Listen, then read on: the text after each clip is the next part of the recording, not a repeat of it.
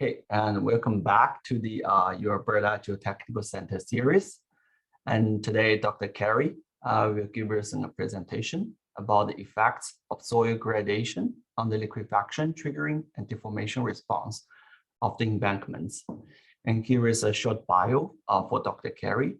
He is an assistant professor of geotechnical engineering at the University of British Columbia, Vancouver. And before joining the Department of Civil Engineering at UBC in July 2021, he was a postdoctoral scholar at University of California, Davis.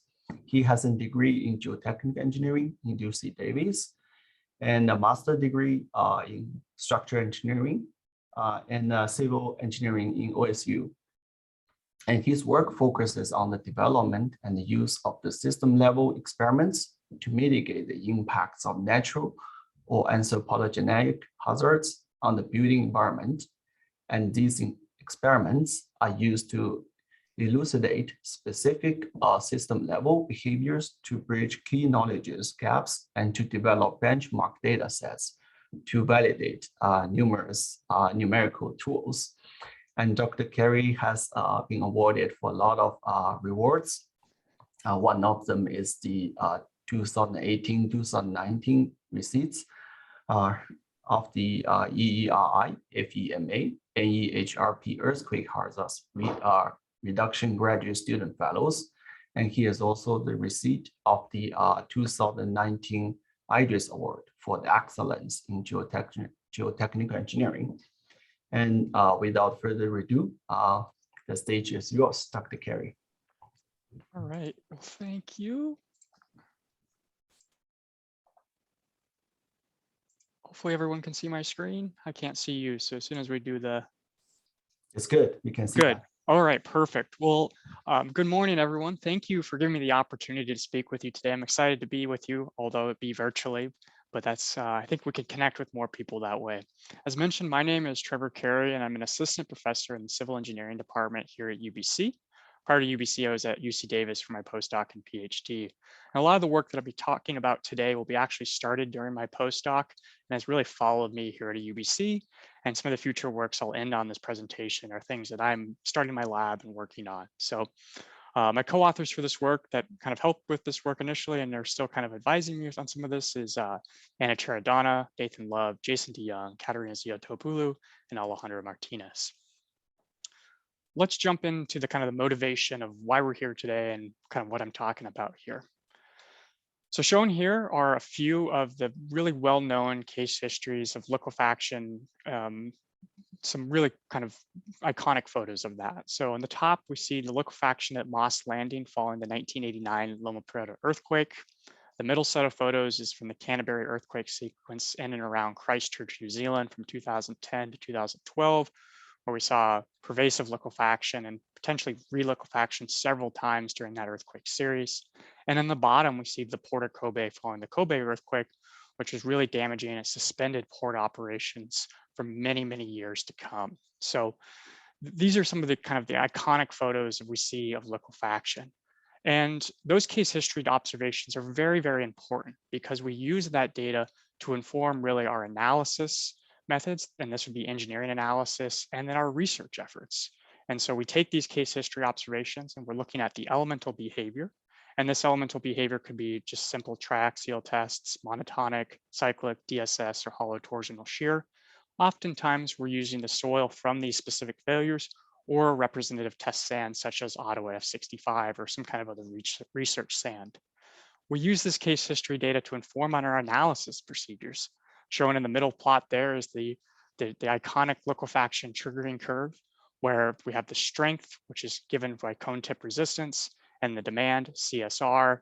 And we're just plotting up, did liquefaction occur with red points and did it not? This curve has been around since the 1970s and has had many iterations. I'm showing the Idris and Boulanger curve. And really the dividing line between a liquefied case and a non-liquefied case is this typical triggering curve that we think of. And then finally, these case history data kind of inform our system level behavior. So are we looking at, we may replicate a portion or the entire system that we see that failed in one of these photos with centrifuge experiments or shake table testing to understand why failure occurred and what were the mechanisms. Or we may be building models that are trying to prevent failure. And so we're trying to understand how a system would respond during an earthquake. The typical soil types that you can see in these case histories shown in a lot of these photos right here is clean, poorly graded sands. However, when we start to think about different infrastructure systems, such as large embankment dams, or anything that doesn't necessarily is constructed with clean, poorly graded sands, the question starts to become, can we use that knowledge that we've generated for poorly graded sands that was really informed by our case history database to do engineering analysis and liquefaction analysis on structures like this when our soils actually look like this? So this is kind of the focus of the presentation today. There have been several recent studies that have been undertaken to evaluate and reevaluate the known case histories of liquefaction of well-graded or gravelly materials. So shown here is the grain size distribution from one of those studies by Rollin et al. 2021. The reanalysis of these studies have really shown that there's a wide range of particle sizes of well and gap graded soils with CUs larger than 40, C sub Cs or coefficients of curvature larger than 1. It's been found that the permeability, typically informed by the T10 if we're following Hazen's equation, controls the generation and the dissipation of excess pore water pressures during cyclic loading. And the triggering relationships for these gravelly soils generally agree with sand-based curves. So this is the triggering relationship developed by Rollins et al. 2021, but the gravelly soil curves may not be suitable for all granular soils. So there is a kind of, you have to transition between that curve by Idris and Boulanger, or maybe using Rollins et al. When you're looking at different materials. And an important thing to remember as we think about liquefaction triggering as a whole, these triggering curves do not provide information on deformations. It's a limit state analysis curve, right? Either we exceed it or we don't. We don't know how much deformation we've incurred to liquefaction, and then potentially we could have significant deformations following liquefaction. And as I kind of alluded to on the previous slide, much of our fundamental knowledge of liquefaction and engineering analysis procedures were developed considering poorly graded sands. And this is seen in our triggering relationships by the Idris and Boulanger curve, our cyclic testing of soils from DSS to cyclic triaxial to more advanced hollow torsional shear testing, and our numerical model formulation. So we use that cyclic test data to formulate our numerical models, and then that kind of maps into our validation routines. The Liquefaction Experiments and Analysis Project, LEAP, was an international collaboration to validate our numerical tools, but that considered a clean, poorly graded sand in Otto F65. By using sand-based analysis procedures and understandings for well-graded or gravelly soils assumes that sands and gravelly soils have similar dynamic responses and that changes in physical index and mechanical properties are relative for the two soil types. However, from sparse laboratory testing data, numerical simulations, and centrifuge data, like I'll show you today, and field data that indicate that well-graded soils can differ significantly with respects to liquefaction triggering and the deformation response of those materials. So this research program was developed to kind of answer the following main questions, and that is, how does the dynamic response of embankments constructed with well and poorly graded soils differ? With the poorly graded soil being kind of our business as usual case, or our case history data, what we know about liquefaction. And the second question is, do conventional pre and post liquefaction triggering understandings apply to well-graded soils? The approach, and what I'll be kind of focusing the presentation on today, is the synthesis of two system-level centrifuge experiments with two identical embankments positioned side by side in the same rigid model container. And these embankments, both in the same container, were pluviated to the same relative density, with one experiment with the relative density of the embankments being 63% and the second being 40%. However, the soils used to construct these embankments is different. Again, we're looking at that poorly graded sand business as usual case and the well-graded soil. This study demonstrates similarities and differences in behavior and identifies unique responses that require further study. Let's talk about the centrifuge test design. Luckily, talking to the University of Alberta, you are familiar with centrifuge testing and you know kind of the nuances of that. So that helps getting into it. So the soils used for this study are shown on the left-hand side with a 6mm CPT for scale, and on the right-hand side are the grain size distributions.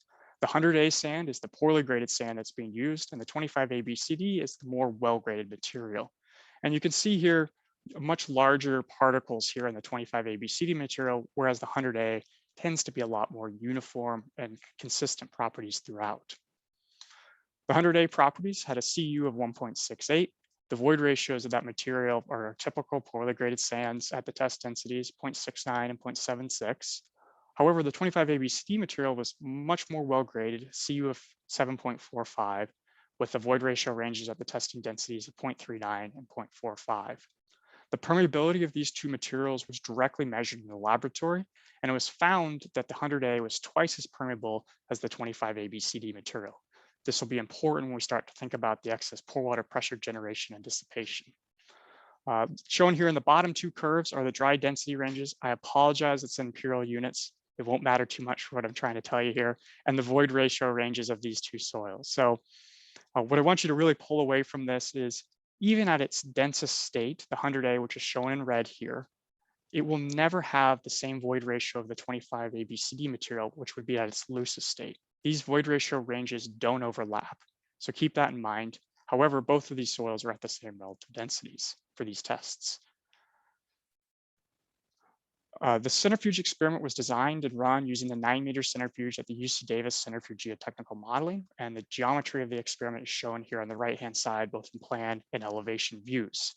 The experiment was run at 40 times gravity, and 40 times fluid viscosity was used to correctly model diffusion of excess pore water pressures during cyclic loading. The experiment was conducted in a rigid model container, again with identical slopes positioned side by side. So there was the 25 ABCD slope, which is shown here, and the 100A slope, which is shown here. And these slopes were divided by a rigid aluminum wall which ran right down the middle. This container had clear container sidewalls to allow the recording of slope movement with high-speed cameras positioned outside of the model container. So we had, this was a clear container sidewall, and this one was back here. And two sensor arrays were installed per slope to track the dynamic responses. One of those arrays was at the head of the slope beneath level ground here, and the second array was in the mid-slope conditions. These arrays consisted of excess pore water pressure transducers and accelerometers that really were able to kind of measure the dynamic response during strong shaking. CPTs were pushed prior to and following shaking to characterize the response of this model and kind of changes in the model properties due to liquefaction, strong shaking, and you can see the locations of those CPTs shown here. The sand in these models was placed by air pluviation in a series of lifts with one embankment being constructed at a time. We didn't construct these in simultaneously fashion. So shown here are this is a completed model before it's loaded onto the centrifuge arm. Again, here's one of the embankments shown here on the left-hand side. We have that rigid aluminum wall down the middle, and the right-hand side is the second embankment. And here's just another view of that. This is looking in from the clear container sidewall. So now we're looking from the side and trying to understand, kind of measuring the cross-sectional deformation response during strong shaking. And I'll touch on this again in a few minutes, but we were measuring the deformations or the displacement responses of these black sand columns to characterize the movement of the embankments. As I mentioned, CPTs were pushed prior to and following shaking, and then using soil-specific correlations, the density was checked to make sure the achieved density of the model was close to the design density, and they were, I'll say that. So shown here on the left, or the right-hand side, excuse me, are the CPT profiles for the 63% experiment, and then the 40% experiment here on the right-hand side, the far right. These dots that you see here, these represent the QC1, or the depth where the vertical effective stress was equal to 1 atmosphere. What you can take away from these profiles immediately is you can hopefully get an appreciation for that. Even though that these soils were at the same relative density, you see considerably higher cone tip resistance in that 25 ABCD material. The difference in these two at these two effective stresses is about a factor of 2 or 2.2 actually. At the 40% case, that decreases to a factor of about 1.6. A little bit tighter, it's the same scales, but it's about a factor of 1.6. You can see in the 63% cone profiles that they relatively, the pre and post shake profiles fall close to on top of each other. This suggests that minimal densification occurred during strong shaking. We didn't really see a change in kind of the cone tip resistances as part of that shaking. We do see that there's a kind of an increase in the cone tip resistance profiles For the 40% case, you can see it bumps out just a touch in each one of these cases. These are important, again, to characterize the response to the model. Does this follow our understanding and behavior of it? And they reasonably do in this case. Shear wave velocities were measured using piezoelectric bender elements located beneath that level ground that level ground above the head of the slope.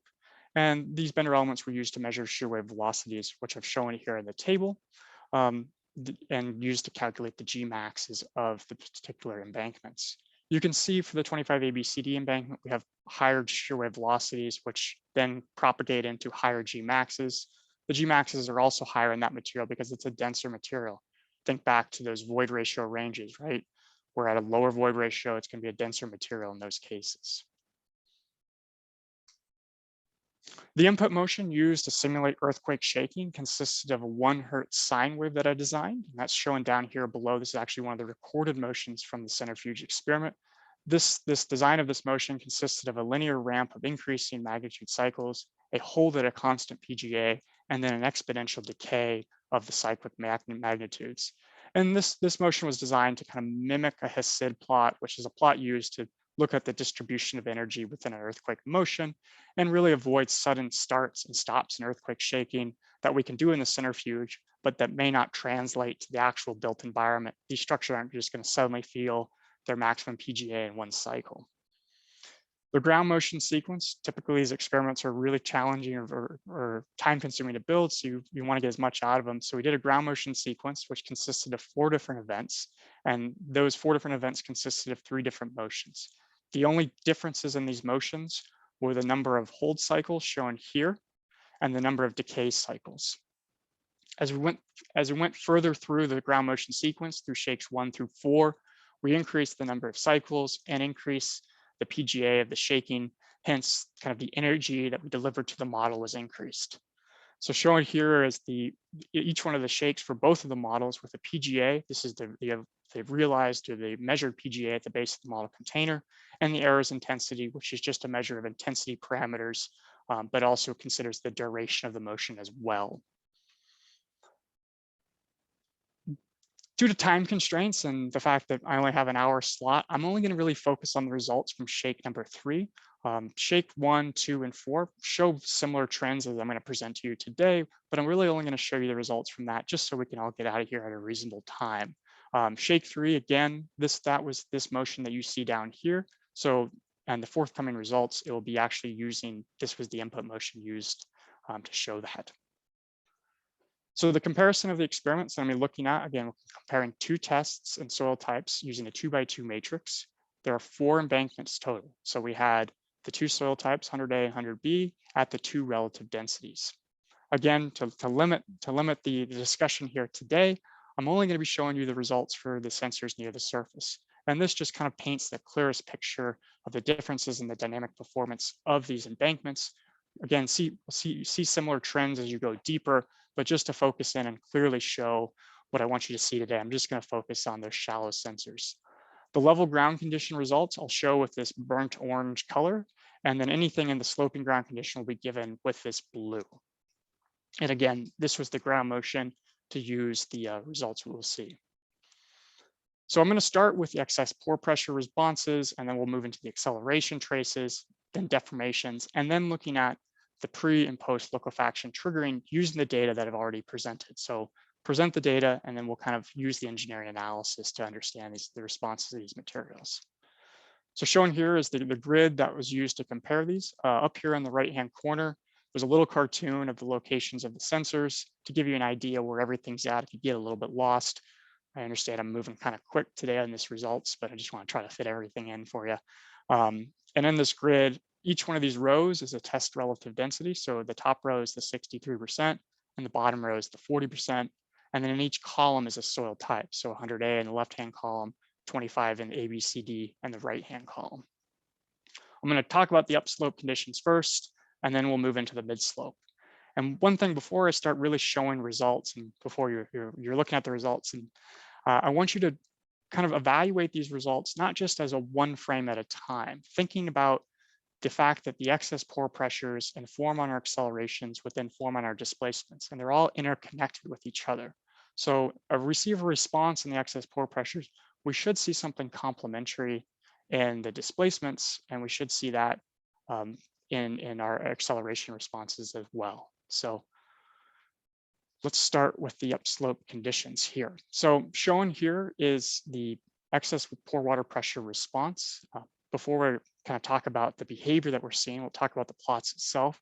So this actually shows a split time scale, which shows the generation of excess pore pressures from 0 to 30 seconds, and then the dissipation from 30 to 400 seconds on the right-hand side. In each one of these plots, you'll see on the left-hand side, you'll see this dashed little line, and that just corresponds to the excess pore water pressure that results in the excess pore water pressure ratio, or an RU, equal to 1, which is a traditional definition to define liquefaction. When your excess pore water pressures equal your initial vertical effective stresses, you assume that you are liquefied or very close to it. And then also in each one of these curves, you'll see, maybe a little bit harder to see depending on your screen resolution, is a series of these green little lines. And this just denotes the start of the input motion, start of those constant amplitude cycles, decay, and the end of the input motion. This just gives us an idea of where we are at in that input motion to better understand the results we're seeing. So I'm going to start here with the 63% experiment here for the 25 ABCD model. Actually, before I jump into that, if you look at each one of these plots, you'll see that generally they all hit an excess pore water pressure RU of 1 at about 5 to 7 seconds. So they all generate excess pore water pressures quite rapidly, and they all reach kind of that RU state very quickly. Okay, back to the 25 ABCD. So you'll see here in this plot a lot of high frequency noise. And this is actually, as the soil is being sheared, it begins to dilate. As it's dilating, there's a momentarily reduction of excess pore water pressures. And in this case, you can actually see those excess pore water pressures go negative as the soil's stiffening. As reversal occurs, as we unload the system, we reverse the shaking, go the other direction. Pore water pressures rebound back up to the RU of 1, and then repeat that cycle in the loading other direction, thinking about a negative or positive acceleration. You see many more of those dilation spikes, or sometimes they're called deliquefaction shock waves, here in the 25 ABCD material, and you don't see as much nearly in the 100A. So we have a couple of those initial spikes, but generally it stays really high. The excess pore water pressures stay really high, and they don't really show that same behavior. A little bit harder to see that behavior down in this 40% model, and this would be expected because, again, we're at a much looser state for this model comparatively to the 63%. Looking at these two curves as well, if we stay down here at the 40% model, one thing you can take away here is the dissipation of excess pore water pressures and how they're not the same. So at 200 seconds here, we can see P5 and P4 are about fully dissipated. So those excess pore water pressures are close to 0 again.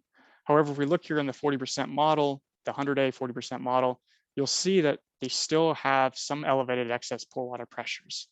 And remember, I mentioned this earlier, we directly measured the permeability in the lab of these two materials, and it was found that the 25 ABCD was less permeable than the 100A.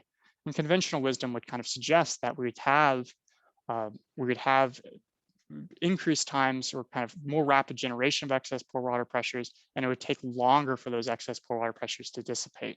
And largely the reason that I'm guessing and we're working on right now is these two materials have different bulk moduluses, which we saw with the shear moduluses, and the 25 ABCD material is just a much more stiffer overall material. If we look at the sloping ground conditions, we see much larger dilation spikes in both of the experiments. You can see those here. We see those for both the 63% and the 40% model. And we'll see this again when we look at the acceleration responses in a few minutes. One thing I'd like you to take away here again is if we look at the dissipation of excess pore water pressures, again, we're almost completely dissipated here at P9 and P8 for the 25 ABCD model, whereas in the P9 and P8 for the 40% model, we're not. And actually, for all of these sensors in the slope, you'll see that there is a partial drainage.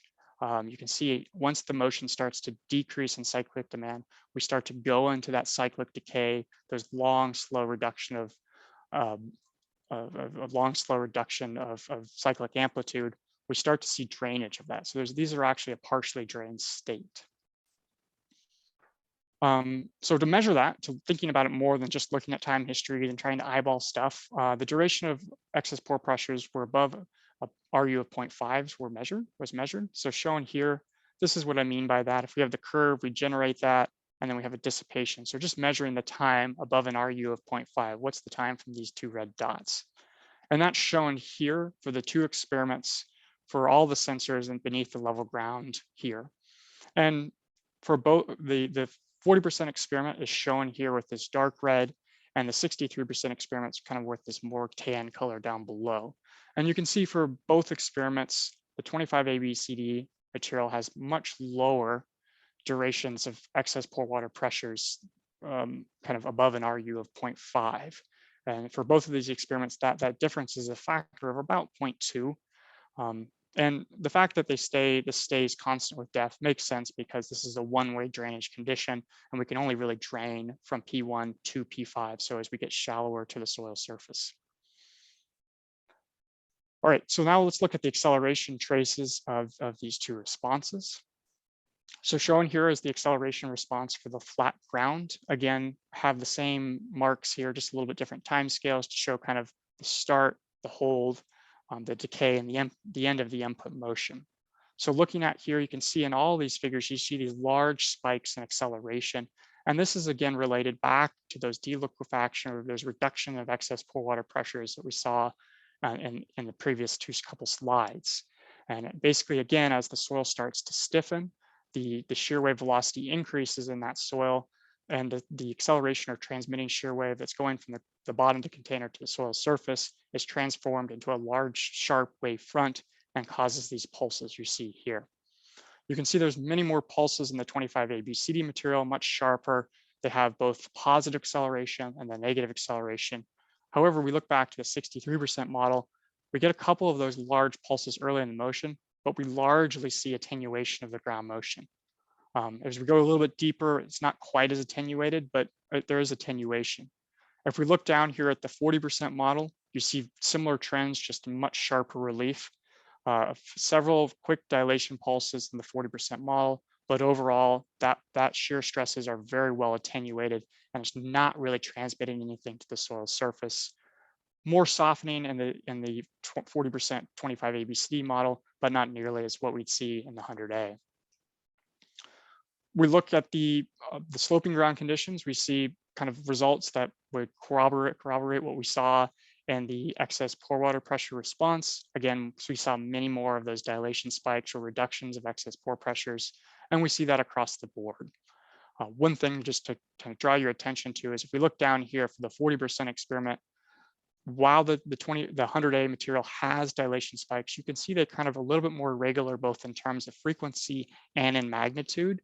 And if we look over here in the 25 ABCD material, those are near constant amplitude dilation spikes, and they occur at kind of a regular interval. So we can take those traces and we can look at the spectral responses to show attenuation and amplification of the input motion. So again, this is just the 40% model for the level ground conditions that we just previously looked at on the prior slide, that bottom row. And I've actually, on this slide, actually included the input-based motion. So this was the motion that was used to generate this response you see in each one of these columns. And took that and then calculated the spectral accelerations, and that's shown here on the right-hand side. And the base input motion is actually this black line, and then AH4, 5, and 6 are these colored lines above it. When the sensor responses for AH4 through 5 or 4 through 6 cross into this shaded region, so they're actually underneath the spectral response of the base motion, there's attenuation of the motion. So it's becoming attenuated. It's actually the demand at that sensor for that specific period is less than the demand that we had from the input motion or kind of those baseline conditions. When it's above this shaded region, we're actually amplifying the motion. And you can see here in both of these figures, and you can see in the 100A model that it's fairly flat. We're really unable to transmit that 1 Hertz input motion, which is given here, and the soil has softened so much, it's just unable to transmit those shear stresses, which is consistent when we look at the acceleration response. Again, it's a couple of quick spikes, but then it just remains relatively pretty flat. We look at the 25 ABCD material, there is softening, it's shifting off that kind of 1 Hertz period, but it's still maintaining an overall shape. It's still able to transmit that 1 Hertz component. And generally, if you were to give me just these spectral curves and say, tell me what you think the input motion is, with the 100A model here, the response in the 100A, I'm probably not going to be able to tell you what the response would be by just looking at AH4, 5, and 6, or what the input motion was. For the 25 ABCD motion, I could say it's probably a predominantly 1 Hertz motion. So keeping that in mind, that we can actually kind of, we're better maintaining the motion in the 25 ABCD material.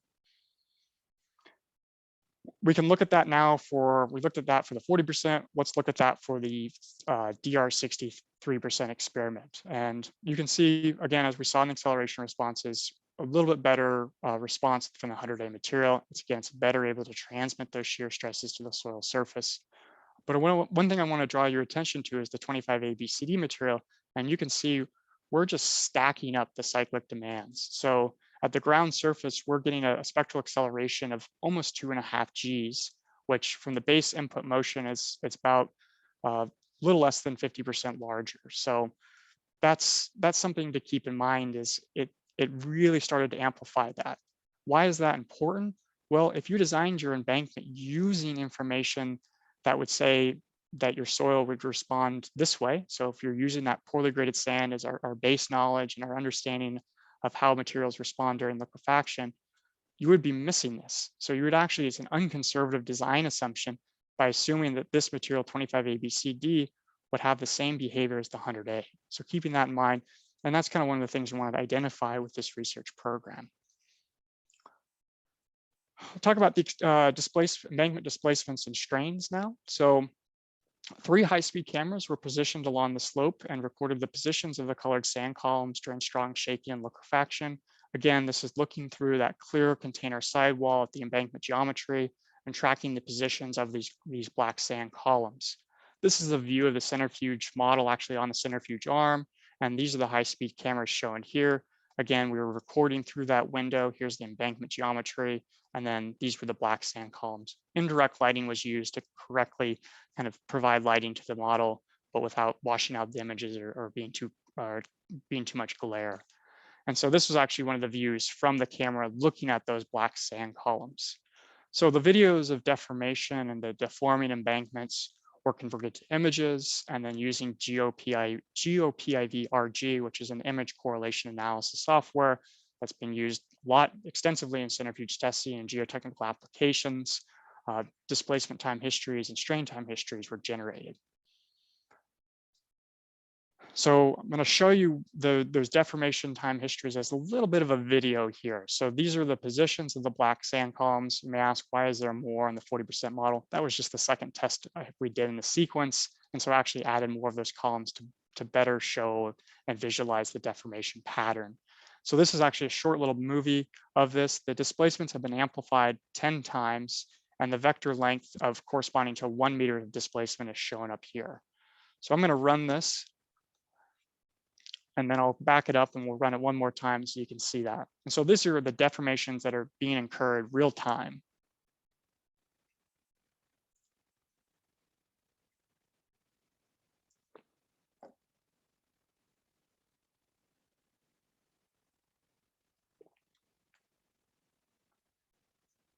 All right, so it's going to run one more time. So looking at across the board, if you look at each one of these experiments along each one of these rows, you can see there's significantly more deformations in the 100A material. And that validates what we've seen in the acceleration response. That's validated what we've seen in the pore pressure response and the spectral accelerations and the times of elevated excess pore water pressure. So that all aligns really well, and that's exactly what we expect when we look at those responses. You can see overall it follows the deformation pattern that you'd expect. We'd have deformations coming up and sweeping down below. I will admit that we had deformations lower than this cutoff. We were just unable to record them. but you can see here, as you would reasonably expect, you'd have a deformation kind of pattern following through here. We can take these quiver plots and these videos and then, pardon me, and look at the permanent deformations at the end of shaking, and that's shown here for each one of these embankments. The color scale on these are all the same, so you can kind of compare blues to blues and reds to reds. And it's consistent with what we saw in the previous slide, where we have very little deformation in the 25 ABC embankment, the 63. This model was strong as a rock. It didn't move, which kind of worried when we were pushing those CPTs, and it shows with the lack of deformation response. If we look here, we see a little bit more deformation in the 100A, and then again, extensive displacements in the 40% model for the 100A, and a little bit less for the 25 ABCD. So these are kind of just the permanent deformations, what moved and what did it look like at the end of shaking. But as geotechnical engineers, we're often really interested in stress strain responses. So soil stress strain response was measured using inverse analysis procedures because we can't directly measure it. And we did this by assuming pseudo elements were located between adjacent accelerometers. These aren't real elements. It's just kind of assuming that there's an element there, and we're calculating stresses and strains at the midpoint of these elements. So shown in these figures, these pseudo elements will always be shown these little blue boxes, and that's just between our known accelerometers. Boundary effects are minimal using these elements, and soil behavior at low stress and the interplay between transient soil stiffness and shaking-induced shear stresses are really more realistic with these elements too. The measured strain in the soil was a combination of permanent and dynamic strain. So accelerometers used to measure the dynamic strains. You can think of those as recoverable strains. And the high-speed videos and image analysis software, GeoPIV, were used to measure the permanent strains or the unrecoverable strains. Again, I'm really only showing you the responses for the elements near the ground surface. We see similar trends as we go down deeper. There's just going to be less straining and less interesting because it just, as you approach the bottom of the container, you liquefy less just because it's a lot stiffer at the bottom. So I know there's these plots are probably coming at you quick, and there's a lot to see here, and I apologize for that. But the shown here is the stress strain response in the left-hand column, and then the right-hand column is just the pore pressure response that we've already looked at. And those pore pressure transducers were located at the midpoint or the center of those pseudo elements.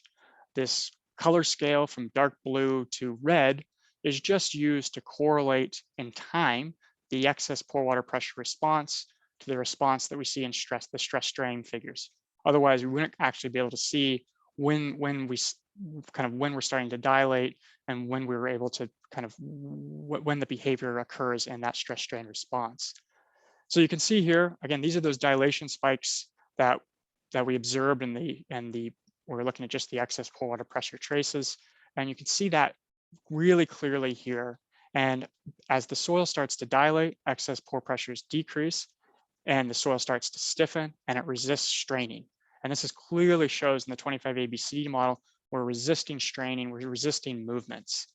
In the 100A sense, and for the 63% model, we have a couple of those initial dilation spikes shown here, but overall, it's a very, very flat response. We don't show much resistance, and it's straining significantly as a result, close to 4% at the head of the slope.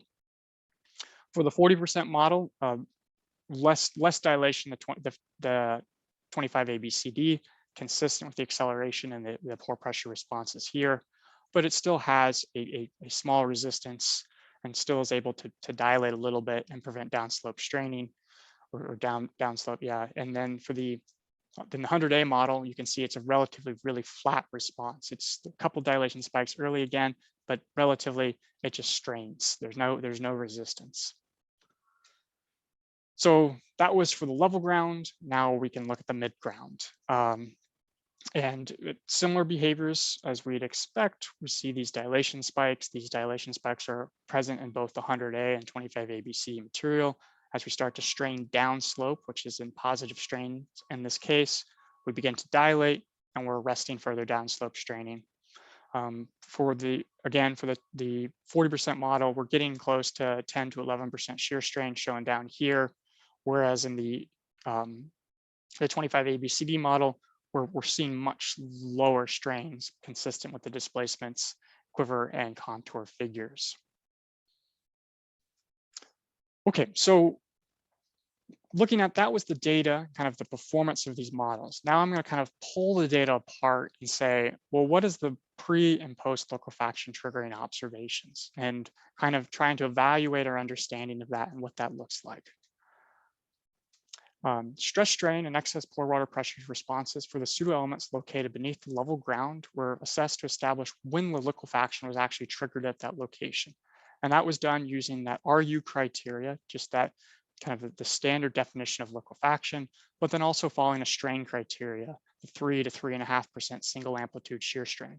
So trying to understand, when do those two definitions occur together? We know for the poorly graded sands that they typically do. It's kind of a basic rule is those two occur roughly about the same time, not always at the same moment, but very, very near to each other. Again, the benefit of these pseudo elements is we're able to look at it in low effective stresses consistent with what they'd be in the built environment. So element 5.6, the initial vertical effective stress was 10 kPa, and for 4.5, it was 40 kPa. Again, these are the element positions beneath the ground surface. I'm only going to be showing you the results for the 63% test, and that's just so we can all get out of here today. We see similar trends for the 40% experiment, so I'll start with that. Okay, so again, I'm not showing you necessarily new data. I'm just looking at the data from a different perspective to try to analyze when liquefaction was triggered. So again, we're looking at that excess pore water pressure response during the shaking and the corresponding strain response we're showing here. Again, the 100A model is given on the top, and the 25 ABCD here is given on the bottom. If we take the stress strain response and then just plot strains versus time, we can look at a few things. So shown here is just the strain as a function of time. So just the same response here plotted versus time. These blue dots in these figures, these actually represent when the first occurrence of RU occurred. So RU equals 1, and that was using the excess pore water pressure data shown here. So right the first time when we crossed this line.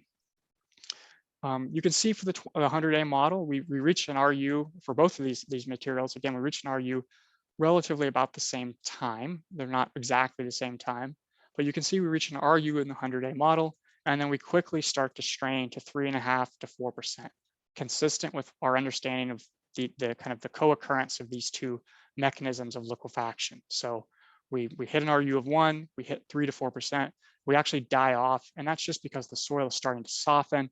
We're no longer at that kind of, we're no longer as stiff of a soil, so the 1 Hertz component is not really affecting the soil the same way. So we're changing the dynamic stiffness of the model. If we look down here at the 25 ABCD material, we hit the RU of 1 at very, very low shear strains, from 0 to 0.5%, but then we just start ratcheting up the slope. And actually, as we're going up to the slope, this peak value you see here, the only reason we hit this peak value and start to come down is this is at the beginning of the decay cycles of the motion. So we've actually started to come down from those hold cycles at that constant PGA of 0.23 Gs. So this is important to show you that the liquefaction definitions of 3 to 3.5% shear strain and RU kind of simultaneously occurring in the soils may not always be true for well-graded soils. That's important to keep in mind. So in both of these experiments, now we're kind of looking at the cyclic mobility, I guess. So now we assume that liquefaction is triggered, which I think hopefully by this point I've proven to you that it has. And now we're looking at what's the post-liquefaction cyclic mobility or the deformation response. So in both of these experiments, liquefaction was triggered, but the strains that triggered were minor. Again, we're only looking at 3 to 4%, but we're going to get, that wasn't, at the end of the motion, we had much higher strains. And that's because continued shaking will cause cyclic mobility and deformations. And so coming back to this curve by Rollins 2021, this is very important for telling us that liquefaction will occur at our site. These curves are really important, and we need these curves. It gives us the understanding of that. However, this doesn't tell us how much the soil is going to move or when in the motion that will be, or even the deformation at the liquefaction triggering. So understanding the post-liquefaction triggering consequences is critical for performance predictions, right? we're not, when we're looking at these large embankment systems, we need to know how much it's going to move, not necessarily if liquefaction is going to trigger. And there have been relationships to predict maximum shear strains from strength and demand, but these were primarily developed from poorly graded clean sands. So shown here is one of those curves by Idris and Boulanger 2006, where they related kind of the strength of the soil with standard penetration resistance to demand cyclic stress ratio. And these curves actually work quite well for poorly graded sands. During the liquefactions and experiments analysis international collaboration, the centrifuge data was actually plotted on these curves, and it clearly showed they work quite well. However, we're not dealing with those poorly graded sands at this point.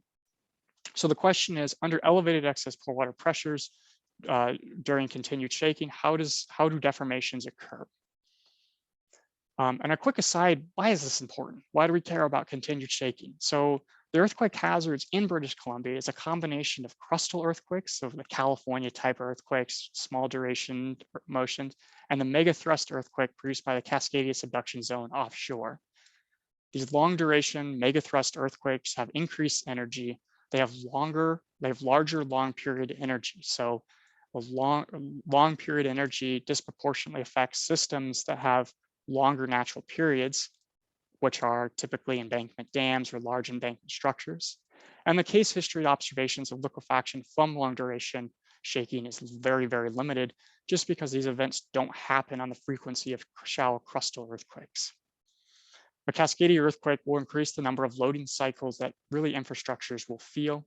And just to give you an idea of what I mean by that, here is two different motions that I plotted. We have Loma Prieta in 1989, has a PGA of 0.29 Gs and errors intensity, which is just a measure of kind of duration and intent or magnitude effects of 0.77 meters per second, and a D5 to 95, 5% of the motion energy to 95% of 5.2 seconds. However, if you look at this from a Tohoku motion from 2011, which was a similar mega subduction zone event, we get the same PGA, but we're shaking it with much more energy for a much longer duration. So that's why this is important. I realize I'm running out of time here, so I'll try to wrap it up quickly. So for the DR 40% test, I'm going to take 3 snapshots in time using the image analysis findings. So the next slide I show you is just from the image analysis. This is not a numerical simulation. This is actually recorded experimental data. And I'm going to look at the start of the hold cycles, which I'm going to say is roughly an RU of 1, 0.2, which is the start of the decay cycles, and then the end of shaking to kind of evaluate what is the deformation response. So shown here is kind of, we're just looking at that first point, the initial triggering of liquefaction. And I show this for a strain for both embankments, 25 ABCD and 100A, and then displacement. The contour colors map is given over here, and this is consistent throughout the next 3 cells that I show you. We go from about 0 to 11 to 12% shear strain, and the horizontal displacement from 0 to 1.1 meters. You can see here at liquefaction triggering and the 100A embankment, again, we're at 2 to 3 to 4% shear strain, which is what we expect. We looked at that showed you that for the pseudo elements. We don't show much strain in the 25 ABCD embankment, and that's reflected when we look at the deformations of these systems. So about 5 centimeters displacement at this point, whereas for the 100A embankment, it's close to it's 10 or about close to 20 centimeters. So we move from that initial triggering to the end of those constant amplitude cycles. So we've really shaken the system with a lot of energy at the end of that. And we see that we're getting much larger strains here in the 100A embankment, not nearly as much in the 25 ABCD, and we're close to 0.5 meter displacement in the 100A and about 23 centimeters here in the 25 ABCD embankment. If we continue shaking that, continue shearing that during those exponential decay cycles, when we get to the end of shaking here, we see significant straining in the 100A embankment. This is consistent with those contour figures that we looked at. This is consistent with, I guess I show you the contours. This is consistent with all of the dynamic readings from pore pressures and accelerometers. Little less strain in the 25 ABC embankment, but what's really interesting to me is we see that during this decay, we almost doubled the deformation in the embankment. The slope deformation went from about 0.5 meter to about 0.9 meters. But the 25 ABCD embankment, it really we only developed about 13 centimeters more of displacement. So again, both of these models were shaken the same way, but the deformation patterns and the accumulations of strain post-triggering were considerably different. Okay, so I'm going to end with some summary conclusions, and I'd be happy to answer any questions you have on this. So the dynamic performance of the embankments constructed with a well-graded soil varied from the reference embankment, again, our case history reference, poorly graded soil for the same relative density, looking at the 63s and the 63s, 40s and 40s, by having lower overall deformations. The well-graded soil just did not move as much. There were more frequent and stronger dilation spikes, reducing dynamic excess pore water pressures and the instability time of that embankment. We had a greater resistance to the generation and faster dissipation of excess pore water pressures for that well-graded embankment, even with a lower permeability. We maintained spectral accelerations following triggering, didn't flatten out as much. Lower shear strains when RU equaled 1 when we triggered that liquefaction, and reduced strain accumulation during cyclic mobility. This experiment also shows that if we only consider relative density, that's a very poor predictor of embankment dynamic performance and deformation potential. Both these experiments were at the same relative density. If we assume that the relative differences between sand and gravels or well-graded soils is the same, they should have had very similar deformation patterns, and they don't. And then for more accurate predictions of embankment performance, we'll require incorporating secondary physical and index properties, the soil gradation and liquefaction evaluation procedures. And really the take-home thing I want you to get from this is that this work is kind of trying to reduce overall project costs and impacts. If we have an embankment structure that costs $10 billion to build, if we could reduce the project scope even by 10%, that's $500 million. So we can extend economic resources to other projects, or potentially not have to do needless repairs or retrofits on systems that are actually safe. Quickly on kind of ongoing and future work here at UBC, trying to characterize the soil, how gradation properties map to those liquefaction resistances, measuring both the degradation and the physical mechanical properties. Do post-triggering deformation mechanisms for well-graded soils differ? Looking at the impacts of static bias, and there's initial static shear stresses and high initial confinement stresses and cyclic strengths of those well-graded soils. On the numerical modeling side is, do numerical tools correctly predict the dynamic responses as soils become increasingly well-graded, both the pre and post-triggering behaviors? Are Class C predictions of case histories of well-graded soils realistic with the parameters that we can measure in the lab in the field? So are we twisting the knobs in conjunction with each other, or are we changing parts of the model that would be in conflict? And then finally, how do homogeneous and heterogeneous profiles of poorly and well-graded soils respond differently during cyclic loading? Thank you very much for being here today. I appreciate you taking the time out of your busy day to hear my talk. I'm happy to answer any questions. You can drop me an email if you think of a question later this afternoon. Happy to share about this information some more, and potentially some of the references that have come out of this work. Still working on some of that as we speak. Thank you very much. Thank you so much for the informative, impressive presentation, Dr. Carey.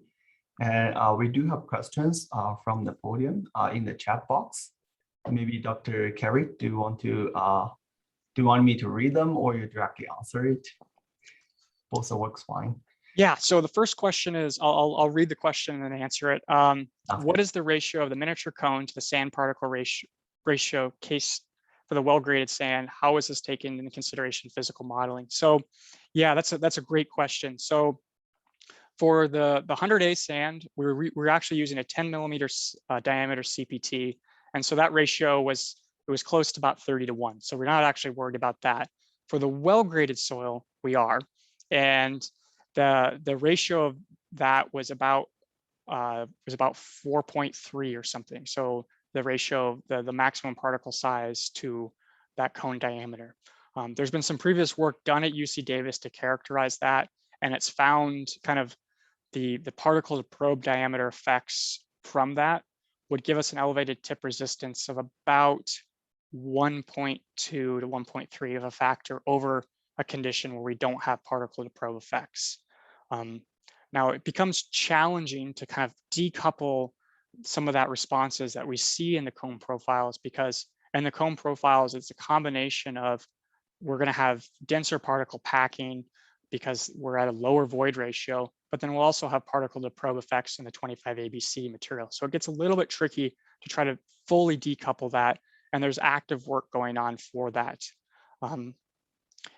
We knew that going into it, and so again, the cone profiles are really just trying to assess kind of relative changes in the soil model, and not necessarily trying to map that back to lab data or kind of cone profile procedures that we use out in the field. So, okay, we'll go back here. So the second question is, so what was the natural period of the embankments? Does it have anything to do with the spectral acceleration shapes you showed?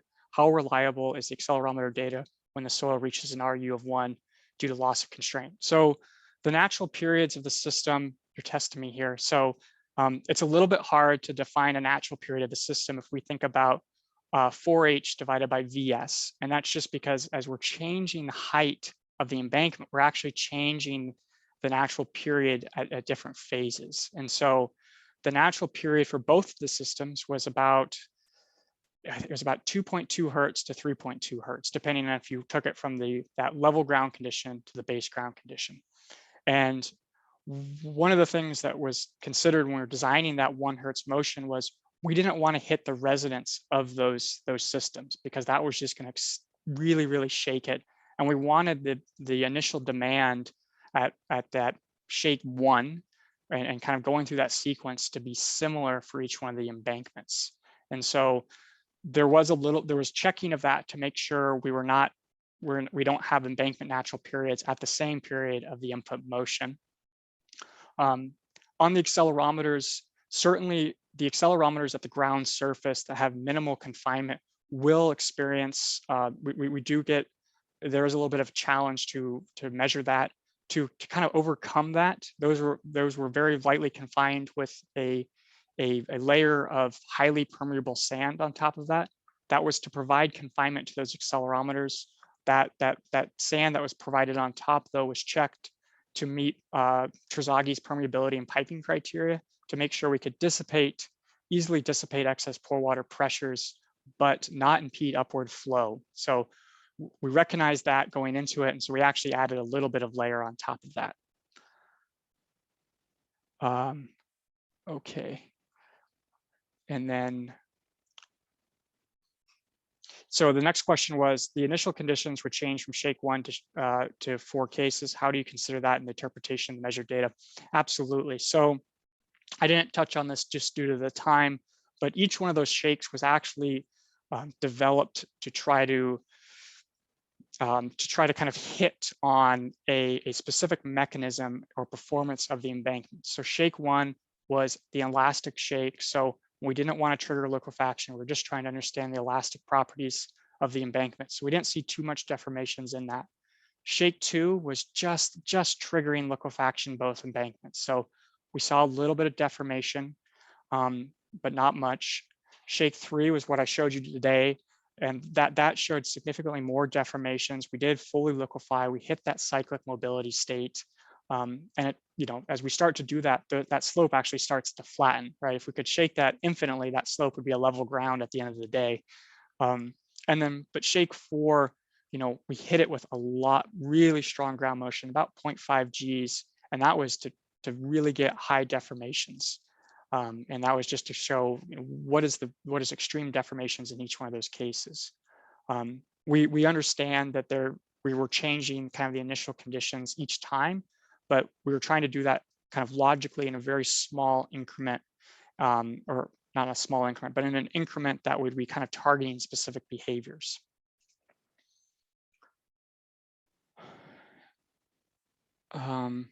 So the other question,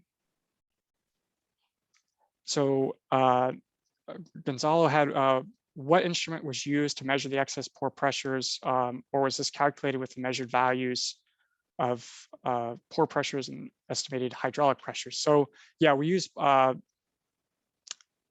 the Keller pore pressure transducers to measure excess pore pressures in the model, and that was just directly measuring that, assuming that we're only looking at kind of the relative changes in the pressure. I'm not measuring the absolute pressures in the model, just the generation of excess pore pressures. So that's why I'm not looking at I'm not giving you the effective stresses in the model for that sense. For calculating the effective stresses, just took the initial bulk density of the material and just assumed that it varied linearly with depth and that we achieved the density that we specified for in the experiment.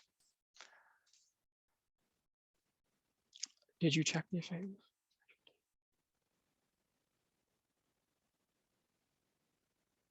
So the last question that we have here is, did you check the effect of the slope angle on measured data? A steeper slope angle, of course, would trigger more displacements. Absolutely. It's the reason 10-degree slope is actually what we use for this model. And I will admit that it's a relatively shallow slope, but some of the things we were contending with were if we had a really steep slope of 25, 30, 40 degrees, the model was going to be deforming very quickly, even under those small shakes. And potentially we were worried about it just racing into the wall at the base of the container. So to try to get to the reason we ended up with the 10-degree slope was we wanted to induce some movements from a static shear stress, but not so much that the model geometry consistently changes or easily changes after one shake. So this was kind of to put our foot in both camps. Both we're trying to pull up behavior, but then also extract as much information as we can from this experiment.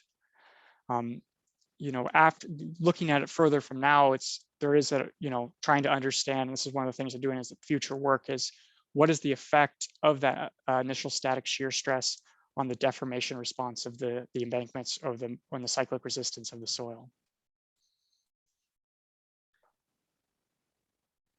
And I think that's all of the questions from the chat. And thank you so much for Dr. Carey answering. Oh yeah. Sorry, Dr. Zhang, if I may just ask a very quick question. No worries. Go ahead.